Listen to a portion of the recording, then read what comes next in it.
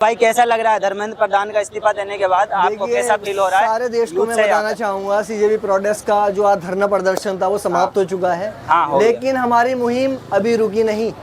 वजह क्योंकि एक हमारे कहते देश में कालखंड नहीं है, हमारे देश में कई तरह के कालखंड है। अगला धरना प्रदर्शन और बहुत ही जल्दी आपके सामने होगा एथेनॉल के ऊपर, फ्यूल के ऊपर, पेट्रोलियम के ऊपर, जो कि पेट्रोलियम मंत्री नहीं है फिर भी कुर्सी संभाल के बैठे हुए। क्यों? बिल्कुल एथेनॉल पे अपने बेटे का गल्ला भरने के लिए। तो अगला सवाल जो हमारा होगा ना, अब तक तो हमारा धर्मेंद्र प्रधान जी से था क्योंकि वो एजुकेशन के ऊपर था, अब होगा हमारी गाड़ियों के ऊपर। बिल्कुल मैंने 6 मंथ पहले एक्टिवा 125 ली जिसका हाई पिकअप है सबसे ज्यादा स्कूटरों के अंदर। आज मेरी गाड़ी सर्विस से पहले सर्विस मांग रही है। ये है एथेनॉल का रिजल्ट। गन्ने का जूस 20 रुपए का बड़ा गिलास। तो गन्ने का आपका कहने का मतलब ये है कि गन्ने का जूस बेच रहे हैं, सरकार गन्ने का जूस बेचने में लगी हुई है लोगों को। बिल्कुल सर, जूस निकाली है सरकार हमारा। गाड़ियों का जूस निकालने में लगा हुआ है। आप खुद बताइए, हम गाड़ी लेते हैं, कोई सी भी वाहन लेते हैं, बिल्कुल उसमें जीएसटी प्लस टैक्स सब कुछ लगता है, रोड टैक्स, जीएसटी सब कुछ लगता है। इतनी महंगी गाड़ी लेने के बावजूद हमारी गाड़ी अगर खराब हो रही है तो ऐसे पेट्रोल का हमें क्या करना।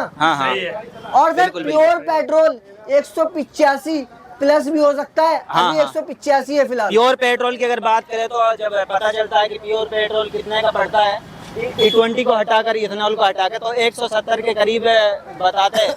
इस 170 के करीब हो जाता है प्योर पेट्रोल अगर आप लोग खरीदोगे। ठीक है, इसके अलावा अगर जब E20 की बात करते हैं, माध्यम से एक बात बताना चाहता हूँ। भूटान में और भारत में एक दीवार का फर्क है, 9 इंच की दीवार है वो। बिल्कुल। मैं उस बॉर्डर पे गया हूँ।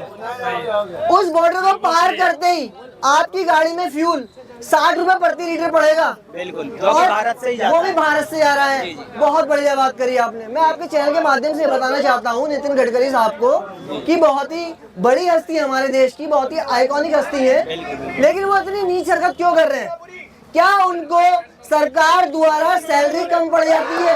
ये दिखना चाहिए उसको ये चीज दिखना चाहिए कि मतलब लोगों के जीवन पे इसका क्या असर पड़ेगा, गाड़ियों पे क्या असर पड़ेगा। उनके बेटे की नेटवर्थ कुछ ही साल में इतनी अपग्रेड होती है जितना एक प्रमोशन में किसी एम्प्लॉय की सैलरी बिल्ड नहीं होती।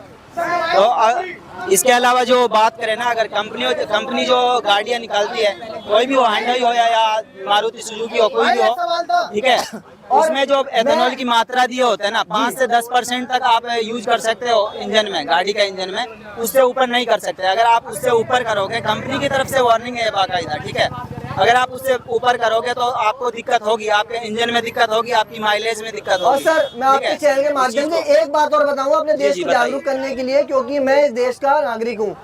सर आपको जबरन इलेक्ट्रिक वाहन पे शिफ्ट करा जा रहा है, लेकिन आपको बड़ा प्रोपेगेंडा नहीं पता। ये लोग बोलते हैं सीएनजी से, पेट्रोल से, डीजल से पॉल्यूशन होता है, लेकिन सर जब लिथियम की माइनिंग होती है ना पहाड़ों पे, उससे ज्यादा पॉल्यूशन पूरे वर्ल्ड में कहीं नहीं होता। और दूसरी बात, इलेक्ट्रिक पे संबोधित करने की एक ही वजह है, क्योंकि सर इलेक्ट्रिक गाड़ी बहुत ही सस्ते कॉस्ट में तैयार होती है। कोई भी मैन्युफैक्चरिंग कंपनी एक इलेक्ट्रिक गाड़ी बहुत ही सस्ते कॉस्ट में तैयार करती है बजाय पेट्रोल गाड़ी के। तो आप मेरी बात को समझने की कोशिश करिए सर, हमें सरकार प्रॉफिट के नाम पे अपनी जेब भर रही है। इसके अलावा सर आपको एक बात और बता दूं मैं, जो इथेनॉल बनता है ना, इथेनॉल जो बनता है उसको मतलब इतनी सी मात्रा बनाने में उसको 25-25 लीटर जो पानी है वो खत्म हो जाता है। इसका मतलब आप समझ सकते हो कि अगर 1 लीटर आप इथेनॉल बनाओगे तो कितना पानी वेस्ट होता होगा रोजाना का रोजाना। बिल्कुल सर, बिल्कुल। एक यूट्यूब पे हमने जो डॉक्यूमेंट्री टाइप एक यूट्यूबर ने बनाई थी, जो इथेनॉल फैक्ट्री थी, वहाँ पे इतनी ज्यादा पोल्यूशन थी कि मतलब बहुत बुरी हालत थी उस शहर की, जिस जगह पे वो बना हुआ था, इथेनॉल फैक्ट्री बना हुआ था। सर देखिए, ये हमारा शिक्षा का मुद्दा है, लेकिन हमें प्रकृति को भी ध्यान में देना है। बिल्कुल देना हमने शिक्षा को अगर बचाया है, अगर हमें लगता है हमने शिक्षा को बचा लिया, तो सर हमारी प्रकृति अभी जिंदा है। अगर हम अपनी प्रकृति को नहीं बचा पाए तो सर हम बिल्कुल बेकार है, बिल्कुल व्यर्थ है इस धरती पर। हमें अपनी प्रकृति को भी सेव करना है, हमें अपने पेड़ पौधों को भी सेव करना है। बिल्कुल सर, करेंगे, एक साथ रहेंगे तभी करेंगे।